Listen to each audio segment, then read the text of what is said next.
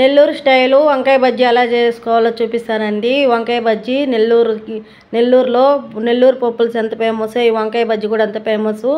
ముందుగా అయితే 1/2 కేజీ వంకాయలు తీసుకున్నాను, 3 టమాటాలు, 1 మామిడికాయ, 20 పచ్చిమిర్చి తీసుకున్నాను.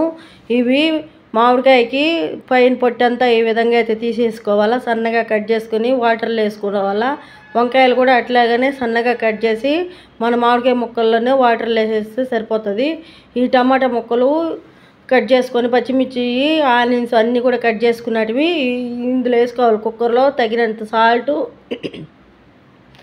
1/2 టేబుల్ స్పూన్ పసుపు, 1/2 గ్లాసు వాటర్ పోసాను. కుక్కరు ఇప్పుడు స్టవ్ మీద పెట్టుకున్నాం. 2 విజిల్లే రావాలండి, ఎక్కువ రాకూడదు, ఎక్కువ ఉడికిపోతుంది వంకాయ అనేది. కుక్కర్ 2 విజిల్లు వచ్చిన తర్వాత ప్రెజర్ అంతా పోయిన కుక్కర్ మూత తీసి ఇలా ఉడుకుంటుందండి. ఇప్పుడు పప్పు రుద్దుకుంటాం కదా ముద్దకాంతో, ఆ ముద్దకాంతో దీన్ని మెత్తగా రుద్దన అవసరం లేదు, కచ్చాపచ్చగా రుద్దుకుంటే చాలు. మెత్తగా రుద్దే టేస్ట్ అనేది ఉండదండి వంకాయ బజ్జీకి.